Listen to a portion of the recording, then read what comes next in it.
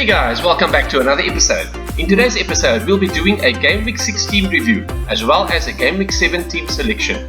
However, before we do, please remember to like, smash that subscribe button, and follow us on Twitter at FPL_A+. Also feel free to join our FPL mini league. So how did the team do in Game Week 6? At the back in defence, Manchester City's conceded late against Aston Villa, resulting in Edison and Ruben Dias both scoring 2-pointers. Liverpool kept a clean sheet, however Trent Alexander-Arnold was substituted in the 59th minute, unfortunately just missing a clean sheet point score by 1 minute and resulting in him scoring unfortunately only a 1-point score. Reece James also scored a 1-pointer as Chelsea conceded. Nottingham Forest conceded, however Neco Williams managed an assist resulting in a 4-point score. Midfield, Mo Salah blanked and managed 3 points. Gabriel Martinelli also blanked with a 2-point score. However, Pascal Gross was involved with an assist and scored 5 points.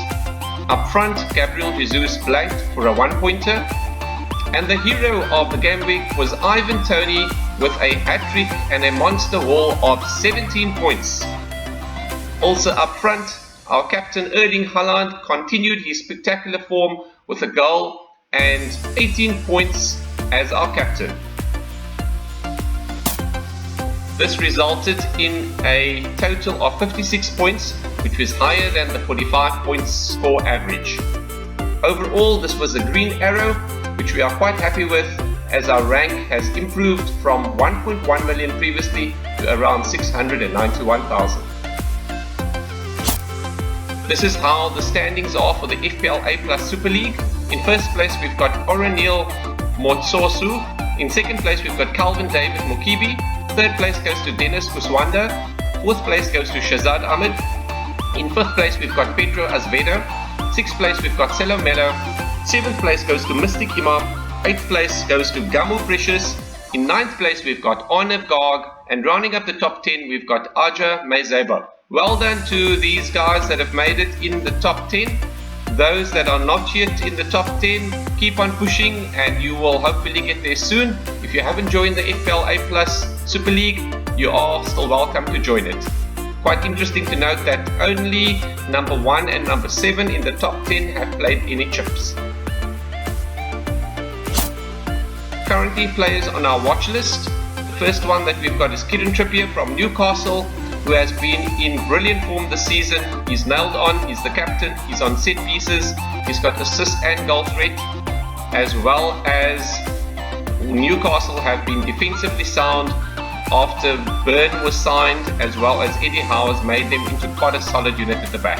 So he's definitely one that is highly recommended for the backline, and the fixtures are looking quite good going forward. And then Cancelo, he's been relatively quiet recently, not up to the attacking threat that we have seen in previous seasons. However, with Walker potentially injured and never played in the Champions League midweek match, he was very attacking on the right wing side and definitely someone to look out for. Then we've got Wilfried Zaha, who this season just seems to be back to his prime form. He seems to be getting good first touches and quite clinical, someone that's high on our watch list. Then we've got Heung-min Son, who's been very disappointing this year, was joint Golden Boot winner last year. However, this season has been very disappointing. However, he's one of those very streaky players. Once he starts scoring, he gets the confidence back and then he often tends to score quite flowingly. If you look at the next fixture after Manchester City, he's got Leicester. That could be quite a good fixture matchup for Spurs, and thereafter it's Arsenal. So those are possible fixtures if you do want to bring in a Spurs attacker. Then we've got Mitrovic, who's been brilliant this season, back to his best in the Premier League, and he's definitely one of the top players to get in that forward spot. Then we've got a new player in the Premier League and to the Newcastle team, Isak, who's been in brilliant form as well. and if you look at his fixtures going forward, they also look quite tasty. Then we've got Darwin Núñez, another newcomer to the Premier League, unfortunate to have gotten a red card, and he's back now again. He could potentially be one of those players that if he does start and play, he could actually haul. However, just a word of caution, he could possibly rotate as well, or his minutes could be managed. So it's the matter of balancing the risk and the reward.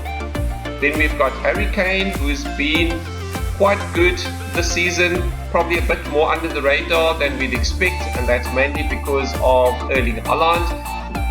If Erling Haaland was not playing or not in form, then Harry Kane most likely would have been in much more FPL teams. He's got a tasty fixture after game week 7 playing Leicester and Arsenal thereafter, and he does often tend to score in the London derby. So these are the players to watch out for the players to target going forward. The game week 7 transfer, please note this transfer has already been made. Out goes Zinchenko at 5 million and in comes Trippier at 5.1 million. The reason for this was, if you look at the left hand side, you'll see Arsenal's fixtures are not looking too good going forward, except the next one against Everton could be quite a decent fixture. So that's one of the reasons. The other reason is that there is a possibility Zinchenko could potentially rotate with Tierney for the tougher fixtures, potentially, as Arsenal might want to rather tighten up defensively rather than attack wise. And then if you look at the right hand side, Kieran Trippier, Newcastle's fixtures, besides the next one against West Ham that could be a bit tricky, a lot of the fixtures thereafter look quite reasonable, where there could be at least clean sheet potential. And then there is also the in-between attacking threats or assist threat that Kieran Trippier also allows. This transfer was done early as Kieran Trippier's price was going to rise, and we did not want to miss a 0.1 million, especially given the fact that this is a long-term transfer. We're definitely not bringing him in for 1 week and then transferring him out. So that was the reason behind this. This is how the team currently lines up for game week 7. At the back, in goal, we've got Edison. In defense, we've got Trent Alexander-Arnold. We've got Kieran Trippier, Ruben Diaz, and Reece James. In midfield, we've got Mo Salah, Gabriel Martinelli, and Pascal Gross. Up front, we've got Gabriel Jesus, Erling Haaland, and Ivan Toney. This team has got a total team value of 100.3 million, with 1.4 million in the bank currently. The captaincy armband is currently on Erling Haaland, with the vice captaincy on Gabriel Jesus.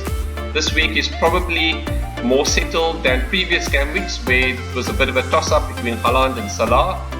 At this stage, unless there is any negative feedback from Pep Guardiola in the pre-match press conference, we are most likely to remain with Erling Haaland. So that's it for this game week. Hope you enjoyed the video. All the best for game week 7, and until next time, cheerio.